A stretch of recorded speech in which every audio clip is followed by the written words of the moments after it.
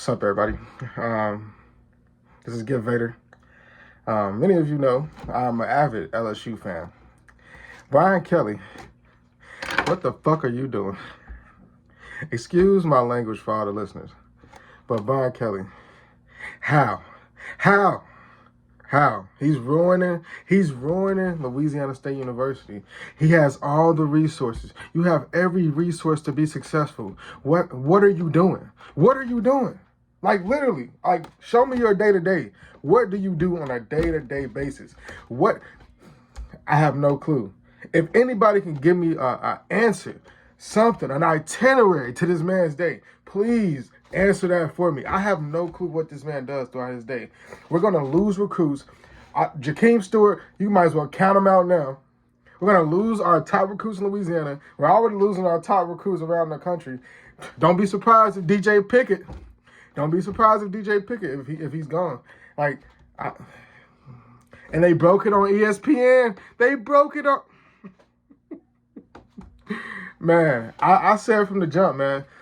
I said from the jump, man. Why did we hire him, man? Why did we hire somebody like him, man? He don't know, man. He has no clue what the hell he doing down there. And for last week, for you to blow up on the players like that, shame on you. Shame on you. You don't have the credibility in Louisiana, in LSU yet to do that. No, you don't. I don't know, man. I feel like the Alabama loss embarrassing. We had over 300 recruits there and their families, top tier recruits. Could have flipped some, but what you do? You let Jalen Milroe run all over you. This is sickening. What are we doing? Goodness gracious, man. This is annoying. If you're an LSU fan, if you're a true LSU fan, yes, we stick with our team no matter what. But I'm committed to the team. I'm not committed to these coaches, yo. Coaches, they come and go. Players, they come and go. LSU gonna be, but you got to get the title. To lose a number one recruit in the country, Bryce Underwood, you losing Bryce Underwood to Michigan?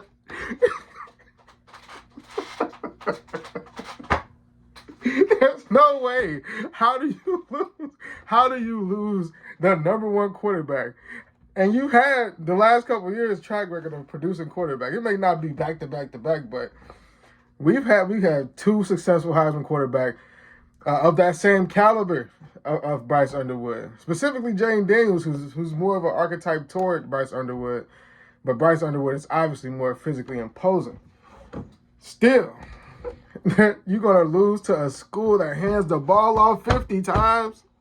He would rather hand the ball off 50 times. Don't get me wrong, he's from Michigan. They're throwing all types of NIL money at him, but he's going to hand the ball off 50 times rather than go down there and get yelled at for somebody calling the most predictable play calling ever. I could tell you what Joe Sloan's going to call before he even calls it. Hell, I think all of you can tell what Joe Sloan is going to call before he even calls it. This mug will call, okay, pass play, incomplete, second down, run the ball, stuff, 39, 30-10, get off the field, 30-10, you're going to pass it again, and you're done. It's so predictable. Nobody wants to play in an offense like that. And they see how Nussmeier is regressing. Don't get me wrong, Nussmeier, I tricked myself into believing in him. My family didn't believe in him. My dad specifically definitely didn't believe in him. None of the people that I talked to really believed in Nussmeier. I tricked myself and said, let's give him a chance. But you got to think about Nussmeier when you think about this. If he was good enough to really play in the SEC, if he was really good enough, don't get me wrong, I appreciate what he's done. This is his first year, boom. But if he was good enough, he would have been playing. And in this day of age, if you're good enough, you're going to play. I don't care what class you are. If you're good enough, you're going to play. If you're good enough, your coaches aren't going to go look for transfers to come and replace you. So that's just telling, and a lot of LSU fans, we just hope for the best.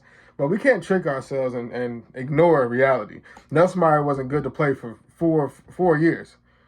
And that's the reality. So this is just devastating news, man. It ain't the total thing. It's not the total end of the world because LSU is going to be LSU. But we have PTSD, man. We have PTSD as LSU fans because quarterback play for years, man. I'm talking about decades, man, was just poverty.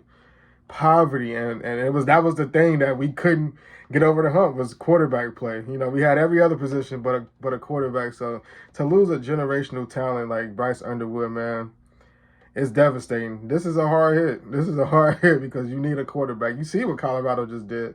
Just went and got Juju Lewis. That's a big get because a quarterback can determine you winning or losing. They have the ball every single snap offensively.